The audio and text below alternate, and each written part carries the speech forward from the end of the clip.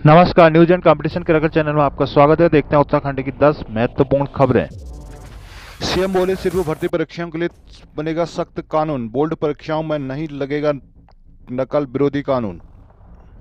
जोशीमठ प्रभावितों को मुआवजे का फार्मूला आज होगा तय।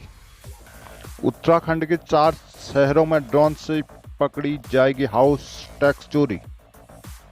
भाजपा कार्य समिति में लोकसभा और निकाय चुनाव पर मंथन।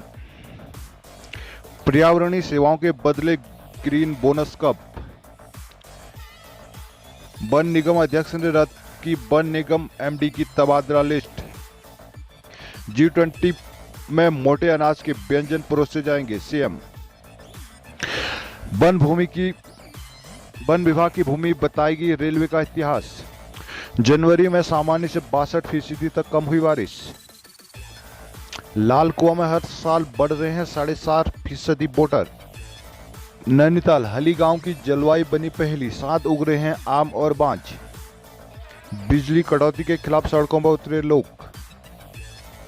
हल्द्वानी बदमाशों के फिंगरप्रिंट रेटिना का डेटाबेस बनेगा। जोशीमठ में भवन तो तोड़ रहे हैं, मुआवजा कब। खटीमा के हाकम का सहयोगी भी गिरफ्तार। जंगलों में होंगे अतिरिक्त कर्मचारी तैनात। उच्च हिमालयी क्षेत्र में बर्फबारी से बड़ी ठिठुरन। राज्य के सभी विश्वविद्यालयों में लागू होगा समान शैक्षिक कैलेंडर। उत्तराखंड में ओबीसी की गिनती कराई जाए, सचान। विशेषज्ञ डॉक्टरों को मिलेगा 4 लाख तक वेतन। देहरादून राज्य सरकार हाई स्कूल इंटरमीडिएट के बोर्ड और विश्वविद्यालय की परीक्षाओं में नकल विरोधी कानून लागू करने के कतई पक्ष में नहीं है। सिर्फ विभिन्न भर्ती परीक्षाओं को पारदर्शी तरीके से कराने के लिए कठोर कानून की अमली जामा पहनाया जा रहा है। मुख्यमंत्री पुष्कर धामी ने रविवार को अपने अखबार हिंदुस्तान से बातचीत में कहा कि बोर्ड परीक्षाओं में इस कानून को लागू करने का फिलहाल कोई इरादा नहीं है। सरकार भर्ती परीक्षाओं को नकल विहीन कराने के लिए देश का सबसे कठोर कानून बनाने जा रही है। इसमें नकल करते पकड़े जाने वाले अभ्यर्थी को 10 वर्ष तक की कोई भी भर्ती परीक्षा नहीं दे सकेंगे। यही नहीं, नकल कराने वालों के खिलाफ सख्त कानून बनाने का फैसला लिया है। कानून में उनकी संपत्ति को भी कब्जे में लेने के साथ एक गैंगस्टर एक्ट चलाने का अधिकार दिया जा रहा है। धामी ने कहा कि यदि पेपर सेट करने वाली कंपनी ही पर्चा लीक करती है तो संपत्ति जब्त करने के साथ उस पर 10 करोड़ रुपए का जुर्माना का प्रावधान किया जा रहा है। उसका ड्राफ्ट तैयार किया जा चुका है, अब सिर्फ इसका परीक्षण कराया जा रहा है। सरकार का पहला इरादा सभी गंदगी को साफ करना ताकि भविष्य में ईमानदार और बेरोजगार अभ्यर्थियों के साथ कोई नाइंसाफी ना हो। सख्त नकल विरोधी कानून के न्याय विभाग की ओर से सरकार को कई अहम सुझाव दिए गए हैं। अपर सचिव न्याय महेंद्र चंद कौशिवा की ओर से कार्मिक विभाग को भेजे गए ड्राफ्ट में नकल के मामलों में आरोपी के निर्दोष साबित होने के बाद ही जमानत दिए जाने का सुझाव दिया गया है। इस साथ ही OMR शीट जलाने, नष्ट करने या लूटने वालों को भी 10 साल की सजा के दायरे में लाने, चाकू या अन्य कोई हथियार दिखाकर नकल कराने वाले को भी दोषी मानने, नकल करने पर कंपनी या समूह के खिलाफ भी कार्रवाई करने और एक बार फिर नकल के मामले में FIR कराने के बाद समझौता करने जैसे मामलों में नियमों को कड़ा करने का सुझाव दिया गया है। उधर सचिव कार्मिक शैलेश बगोली का कहना है कि बोर्ड परीक्षाओं में यह कानून लागू करने के बावत न्याय विभाग को सिर्फ सुझाव है। सरकार सिर्फ भर्ती परीक्षाओं में नकल रोकने के लिए सख्त कानून तैयार कर रही है। जोशीमठ के आपदा प्रभावित लोगों के लिए विस्थापन, पुनर्वास और मुआवजे के लिए हाई पावर कमेटी पर मानक और जन भावनाओं के बीच का रास्ता निकालने की चुनौती है। सोमवार को कमेटी की बैठक में जिला प्रशासन के लिए सुझाव और लोगों की उपेक्षा को मंथन करते हुए सर्वमान्य समाधान निकाला जाएगा। विस्थापन और पुनर्वास मुआवजे के लिए इस वक्त परिवारों प्रभावितों के स्तर पर फिलहाल कई मुद्दों पर राय नहीं है। प्रभावित बद्रीनाथ मास्टर प्लान के तहत अधिग्रहित भूमि के अनुसार मुआवजे की मांग कर रहे हैं, जबकि अधिकारी इससे सहमत नहीं है। उनका कहना है कि बद्रीनाथ मास्टर प्लान में सरकार ने अपनी जरूरत के लिए भूमि ली थी, इसके लिए उसकी दरें सामान्य से अधिक रखी गई थी, लेकिन ताज़ा मामला आपदा से जुड़ा है। सोमवार को अपर मुख्य सचिव वित्त आनंद वर्धन की अध्यक्षता वाली हाई पावर कमेटी सभी पहलुओं पर मंथन करते हुए बीच का रास्ता निकालेगी। कमेटी अपने सुझाव को सरकार को सौंपेगी। सुझावों पर अंतिम निर्णय कैबिनेट में होगा। पुलिस ने लैंसडाउन के एक लोक निर्माण विभाग के कनिष्ठ सहायक को गिरफ्तार किया है। उस पर विभाग के 31.75 लाख रुपए अपने परिचितों और रिश्तेदारों के खातों में ट्रांसफर कर सरकारी धन का गबन करने का आरोप है। प्रांतीय लोक निर्माण विभाग लैंसडाउन के अधिशासी अभियंता प्रेम सिंह बिष्ट ने लैंसडाउन कोतवाली में कनिष्ठ सहायक परमेंद्र सिंह के खिलाफ मुकदमा दर्ज कराया था। आरोपी कनिष्ठ सहायक परमेंद्र पर 31,75,96 रुपये का गबन आरोप है। CEO वैभव सैनी ने बताया कि जांच अधिकारी एसएसआई रियाज अहमद ने जांच में पाया कि परमेंद्र सिंह ने ठेकेदार के भुगतान से प्राप्त 10% धनराशि को विभागीय खाते में जमा करने के बजाय अपने परिचितों और रिश्तेदारों के खातों में ट्रांसफर कर दिया था। जांच में इसकी पुष्टि होने के बाद परिवार रविवार को पुलिस टीम ने गबन के आरोपी कनिष्ठ सहायक परमेंद्र सिंह को लंचटाउन में गांधी चौक के पास से गिरफ्तार किया। आरोपी पौड़ी गढ़वाल के मिलारा गांव चौरीखाल कमलेसू पट्टी का निवासी है। वह लंचटाउन की पीडब्ल्यूडी कॉलोनी में रह रहा था। एसएसपी पौड़ी श्वेता चौबे ने मामले में आगे की जांच सीओ ऑपरेशन वैभव सैनी को सौंपी है। सीओ ऑपरेशन वैभव सैनी ने बताया कि आरोपी उनके परिचित रिश्तेदारों के बैंक खातों की जांच के साथ ही साथ लोक निर्माण के पिछले सभी लेन देन को भी खंगाला जा रहा है।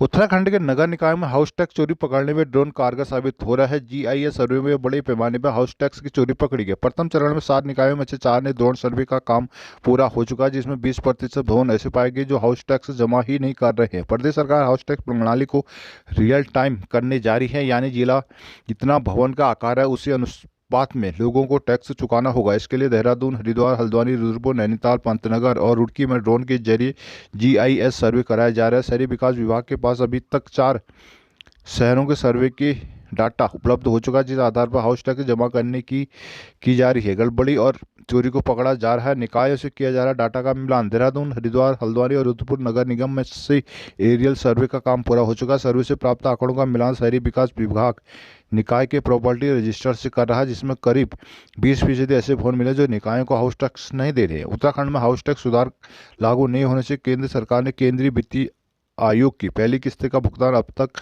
नहीं किया है, जबकि चालू वित्तीय वर्ष समाप्ति 2 महीने बीत चुके हैं। इस मद में राज्य को सालाना 227 करोड़ रुपए की सहायता प्राप्त होती है। भाजपा प्रदेश कार्य समिति में जोशीमठ आपदा का मुद्दा भी उठा। साथ ही आपदा में नुकसान और राहत कार्यों के निरीक्षण को गई पार्टी के 14 सदस्यीय दल की रिपोर्ट में पेश की गई। प्रदेश महामंत्री आदित्य कोठारी ने बताया कि जोशीमठ में भूधसाव से लोगों को काफी नुकसान हुआ है। मुख्यमंत्री पुष्कर सिंह धामी के निर्देश में प्रभावितों को सुरक्षित जगह पहुंचाया गया है, जिससे प्रभावित पक्ष से संतुष्ट है। समस्या के मूल कारणों पर विशेषज्ञ की रिपोर्ट आने के बाद राहत पुनर्वास पर समिति के सुझाव भी प्रस्तुत किए गए। इन पर सोमवार को कार्य समिति में विस्तार से चर्चा होगी। रायवाला में आयोजित भाजपा की प्रदेश कार्य समिति की बैठक में पार्टी पदाधिकारियों ने आगामी लोकसभा चुनाव और निकाय चुनाव को लेकर मंथन किया। विभिन्न सियासी मुद्दों पर चर्चा करते हुए चुनाव में जीत के रणनीतिक विचार विमर्श किया गया। रायवाला के रिसोर्ट में रविवार को भाजपा प्रदेश समिति की 2 दिवसीय बैठक का शुभारंभ प्रदेश प्रभारी दुष्यंत गौतम और प्रदेश अध्यक्ष महेंद्र भट्ट ने सख्त रूप से किया। इस दौरान भट्ट ने कहा कि राष्ट्रीय कार्यकारिणी की भांति यह राज्य कार्यकारिणी की बैठक है, जिसमें राज्य सरकार के कामकाज की समीक्षा के साथ आगामी 3 माह के कार्यों का निर्धारण किया जाएगा। प्रदेश प्रभारी दुष्यंत गौतम ने कहा कि आगामी लोकसभा चुनाव, निकाय चुनाव सरकार की नीतियों को संगठन के माध्यम से जन जन तक पहुंचाने, एक भारत श्रेष्ठ भारत, G20 की मेजबानी, मन की बात सहित अन्य कार्यक्रमों को लेकर इसमें मंथन किया जा रहा है। गौतम ने कहा कि प्रधानमंत्री नरेंद्र मोदी के नेतृत्व में विश्व बिरादरी में भारत की साख बढ़ी है, जिससे पूर्व उन्होंने केंद्र और राज्य सरकार के जन कल्याणकारी कार्यों से संबंधित एक प्रदर्शनी का लोकार्पण भी किया। केंद्रीय बजट से उत्तराखंड को इस बार ग्रीन बोनस की उम्मीद है। उत्तराखंड सरकार लंबे समय से केंद्र सरकार की ग्रीन बोनस की मांग कर रही है, जो अभी तक पूरी नहीं हो पाई। उत्तराखंड का 70% भूभाग वनों से घिरा है। इस साल से इस वजह से राज्य में विकास परियोजनाओं को शुरू करने में भारी दिक्कतों का सामना करना पड़ता है। पर्यावरणीय कारणों की वजह से राज्य में जल विद्युत परियोजनाओं के साथ ही बड़ी संख्या में सड़कों और अन्य योजनाओं का काम लटका हुआ है, जिससे राज्य की आर्थिकी सीधे तौर पर प्रभावित होती है। दूसरी ओर राज्य में मौजूदा वन, जल एवं अन्य पर्यावरणीय संपदा का लाभ पूरे देश को मिल रहा है। इसे देखते हुए राज्य सरकार केंद्र से पर्यावरणीय सेवाओं के बदले ग्रीन बोनस की मांग कर रही है। उत्तराखंड की ओर से ग्रीन बोनस की मांग राज्य गठन के समय से की जा रही है। तब से अब तक राज्य में रहकर सरकार ने यही मांग केंद्र तक पहुंचाई, लेकिन उत्तराखंड की यह मुराद अभी तक पूरी नहीं हो पाई। 15वीं वित्त आयोग लागू होने से पहले आयोग की टीम ने उत्तराखंड का दौरा किया था। उस दौरान राज्य सरकार ने प्रदेश की पर्यावरणीय सेवाओं का मूल्य आंकने की कोशिश की थी। इस समय वित्त आयोग के साथ हुई सरकार के अफसरों की बैठक में बताया गया था कि उत्तराखंड की पर्यावरणीय सेवाओं का मूल्य 1 लाख करोड़ रुपए से अधिक है। इस पर राज्य की ओर से केंद्र सरकार से ग्रीन बोनस की मांग की गई थी। उत्तराखंड सरकार ने 15वीं वित्त आयोग के सामने ग्रीन बोनस की मांग पुरजोर तरीके से उठाई थी। इसका नतीजा यह रहा कि 15वीं वित्त आयोग ने उत्तराखंड को ग्रीन बोनस की बजाय पर्यावरणीय कारणों से आपदा तथा अन्य कारकों से निपटने के लिए विशेष सहायता अनुदान बढ़ा दिया था।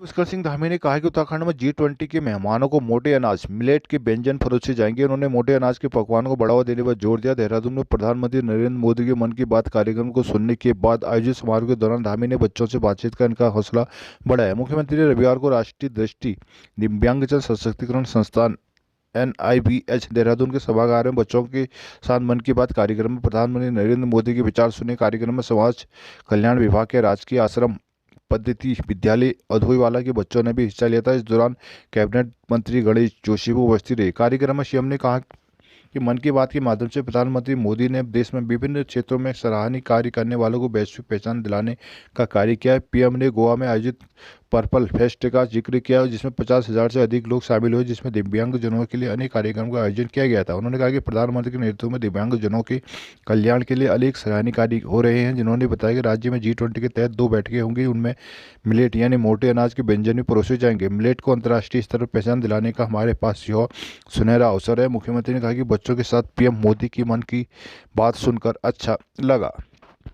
हल्द्वानी 2016 में हाईकोर्ट के आदेश के बाद बनभूलपुरा क्षेत्र में पिल्लरबंदी की गई थी। हाल ही में हाईकोर्ट का फैसला आने के बाद रेलवे, राजस्व, पुलिस की संयुक्त टीम को पिल्लरबंदी करनी थी, लेकिन भारी विरोध के चलते पिल्लरबंदी का ये काम ना हो सका। हालांकि इसके बाद रेलवे ने ड्रोन से हवाई सर्वे जरूर किया था। उधर रविवार को एक बार फिर सीमांकन के लिए किए जाने की भनक लगती। सुबह से लोग बनभूलपुरा थाना उसके आसपास एकत्र होने शुरू हो गए। दोपहर तक भीड़ काफी बढ़ गई, जिससे नापजोख का काम पूरा करने में अफसरों को काफी दिक्कतों का सामना करना पड़ा। हालांकि लोगों ने काफी संयम बरता, जिसकी वजह से खुद अफसर भी करते दिखे। रेलवे भूमि प्रकरण से रविवार का दिन काफी अहम रहा। वन विभाग, रेलवे, नगर निगम और राजस्व विभाग के अफसरों की संयुक्त टीमें नक्शा फीता लेकर सामने जमीन नापते दिखे। जिन वन विभाग की भूमि के आधार पर सीमांकन का कार्य आगे बढ़ना 6 घंटे में, उसके 10 में से केवल 3 पिलर ही सत्यापित हो पाए। ऐसे में संभावना कि आज सोमवार और मंगलवार को भी वन भूमि का सर्वे होगा। इसके बाद रेलवे और नजूल भूमि की पैमाइश का काम पूरा हो चुके। अफसरों की माने तो इस प्रक्रिया में हफ्ते भर का समय लगना तय है। रविवार से शुरू हुए सीमांकन कार्य की रूपरेखा बीते शनिवार को डीएम कैंप कार्यालय में हुई बैठक में तय की गई थी। डीएम धीराज करबियाल की मौजूदगी में बनभूलपुरा क्षेत्र के जनप्रतिनिधियों ने रेलवे के दावे पर सवाल खड़े करते हुए भूमि का दोबारा संयुक्त सीमांकन की मांग की थी। लोगों द्वारा दिखाए नक्शे दस्तावेज के आधार पर डीएम ने मामले में सीमांकन कराने को कहा था, जिसकी अगुवाई एसडीएम मनीष कुमार सिंह कर रहे हैं। यहीं एडीएम अशोक जोशी, एसडीएम मनीष कुमार सिंह, नायब तहसीलदार सचिन, फॉरेस्ट रेंजर ऑफिसर चंदन, अधिकारी अब्दुल मलिक, शराफत खान, शोएब अहमद, तस्लीम अंसारी आदि मौजूद रहे।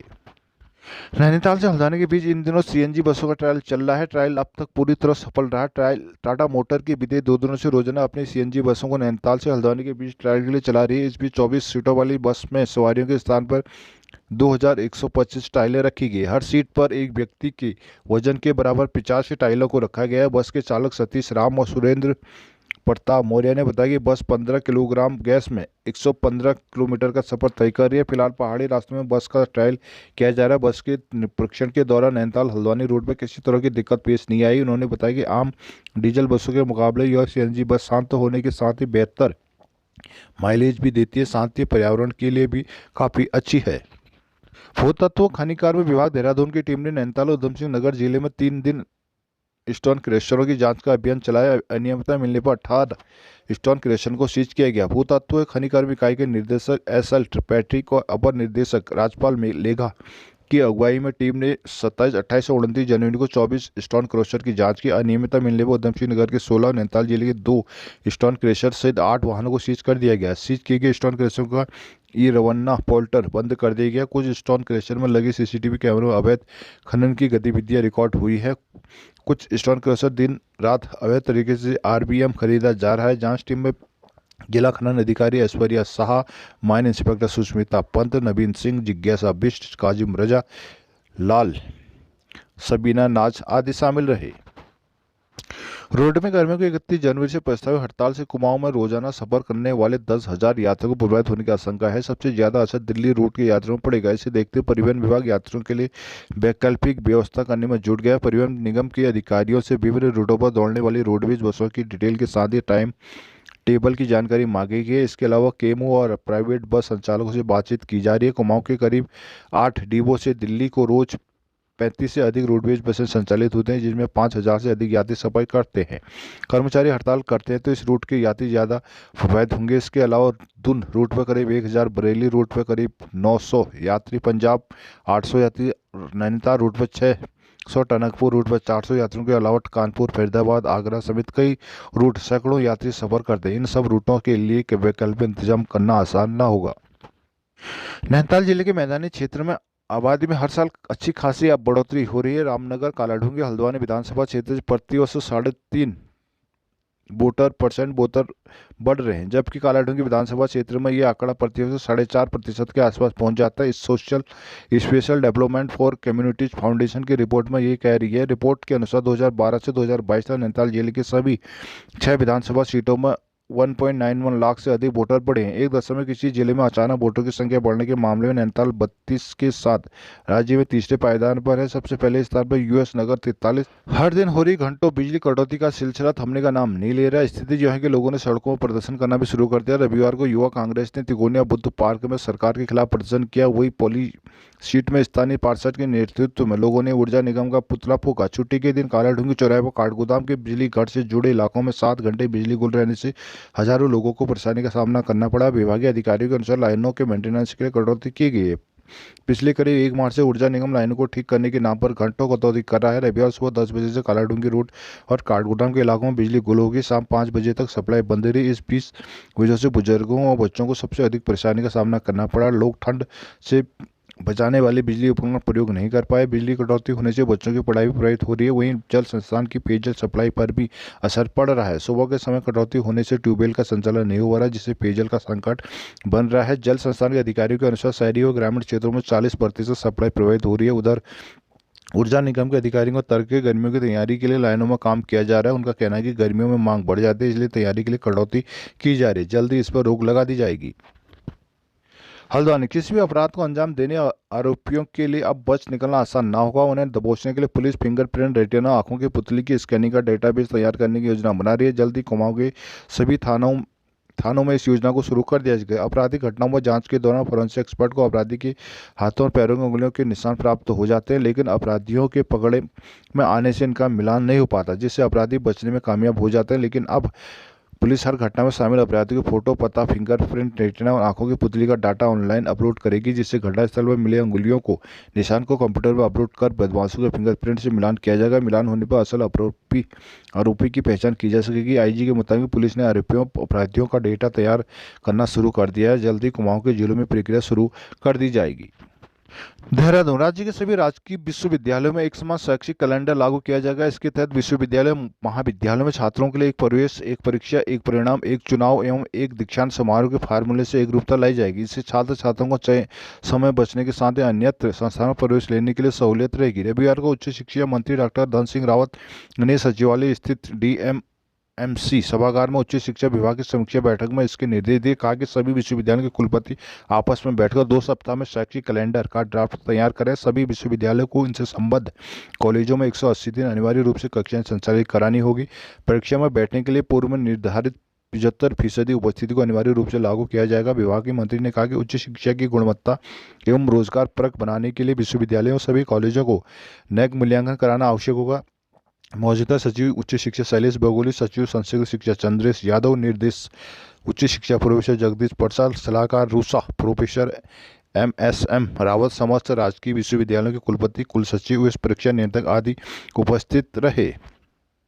लोगों को उत्तराखंड सरकार में ऊंची पहुंच बताकर नौकरी लगवाने का झांसा देने वाले खटेमा के हाकम के सहयोगी को भी पुलिस ने गिरफ्तार कर लिया। पुलिस को आरोपी के पास से 3 फर्जी नियुक्ति पत्र, 2,20,000 रुपये और एक मोबाइल फोन बरामद हुआ। पुलिस ने आरोपी पर मुकदमा दर्ज कर न्यायालय में पेश करने के बाद जेल भेज दिया। रविवार को कोतवाली में मामले का खुलासा करते हुए SSP डॉक्टर मंजुनाथ टीसी ने बताया कि 18 जनवरी 2023 को ग्राम शीतलखड़ा, थाना खटीमा निवासी सुरेंद्र चंद्र ने एक शिकायती पत्र दिया था। इसमें उसने बताया कि उसकी मुलाकात ग्राम शीतलखड़ा मुस्ताजार, थाना खटीमा निवासी मनोज रावत उर्फ बॉबी रावत के माध्यम से अजय सानी उर्फ इंद्रिय सानी से हुई थी। इसके बाद उसने रिश्तेदारों के 2 युवकों को सरकारी नौकरी और 8 को संविदा पर नौकरी लगवाने की बात कही थी। इसके झांसे में आकर उसने 36,50,000 रुपये काशीपुर के एक होटल में मनोज रावत को दे दिए। इस दौरान अजय साहनी भी वहां मौजूद था, जिसके बाद उन्हें बचे हुए 19 लाख रुपये भी दिए। शिकायतकर्ता का आरोप था कि इसके बाद उन्होंने 10 लोगों के विभिन्न विभागों में नियुक्ति पत्र दिए। अब वे नियुक्ति पत्र लेकर संबंधित विभाग पर गए तो पता चला कि वो फर्जी है। इसके बाद पीड़ितों ने मनोज रावत से संपर्क किया तो उसने अजय साहनी का मोबाइल नंबर और चेक दिया। उत्तराखंड में MBBS डॉक्टरों की कमी दूर करने के बाद अब सरकार ने विशेषज्ञ डॉक्टरों की कमी दूर करने के लिए मास्टर प्लान तैयार किया है। इसके तहत डॉक्टर विशेषज्ञों को अधिकतम 4 लाख रुपए प्रति माह तक वेतन देने के साथ ही प्राइवेट अस्पताल जैसी सुविधाएं दी जाएंगी। राज्य के अस्पतालों में विशेषज्ञ डॉक्टरों की कमी चल रही है। स्वास्थ्य विभाग के आंकड़ों के अनुसार विशेषज्ञ डॉक्टरों के 50% पद खाली हैं चल रहे हैं। इस वजह से राज्य की जनता तो इलाज में दिक्कतों का सामना करना पड़ता है। खासकर पर्वतीय क्षेत्र के लोगों को इलाज के लिए मैदान के अस्पतालों के चक्कर काटने पड़ते हैं। 16 फरवरी से शुरू होंगे इंटरव्यू। राज्य के पर्वतीय अस्पतालों में विशेषज्ञ डॉक्टरों की तैनाती के लिए NHM के तहत यू कोड भी पे स्कीम लागू की जाएगी। इस योजना के तहत डॉक्टर पहाड़ के स्थलों में सेवा देने के लिए अपना वेतन खुद तय कर सकेंगे। सीमांत में मौसम का मिजाज बदल गया। सुबह से आसमान बादलों से ढका रहा है। मुनस्यारी के उच्च हिमालयी क्षेत्रों में बर्फबारी हुई। क्षेत्र में कड़ाके की ठंड पड़ रही है। न्यूनतम तापमान लुढ़क कर माइनस में पहुंच गया। रविवार को पंचुली, राजरंबा, हासलिंग, छिपकला, केदार, मिलम, बुगडियार, कालामुनी, कलियाटॉप, बिडुलीधार, बलाती में बर्फबारी हुई। उच्च हिमालयी क्षेत्रों में बर्फबारी के बाद तहसील मुख्यालय में न्यूनतम तापमान -2 डिग्री पहुंच गया, जबकि अधिकतम तापमान 8 डिग्री रहा। वहीं मुख्यालय सहित बेरीनाग, गंगोलीहाट, झूलाघाट, अस्कोट सहित विभिन्न हिस्सों में बादल छाए रहे। सुबह से धूप बादलों की आंख मिचौली चलती रही। बादल छाए रहने से समूचे जिले में फिर से कड़ाके की ठंड शुरू हो गई। लोग ठंड का असर कम करने के लिए छतों में धूप का इंतजार कर रहे थे, लेकिन बादलों के बीच निकली धूप लोगों को राहत न दे सकी। बादलों के साथ ही कोहरे ने घाटी वाले इलाकों में रह रहे लोगों को मुश्किल बढ़ा दी। थल, मुआनी, सुवालेक, चंडिका घाट, झूलाघाट, जौलजीबी सहित अन्य घाटी वाले इलाके सुबह से घने कोहरे के आगोश में समाये रहे, जिससे इन इलाकों में कड़ाके की ठंड पड़ रही है।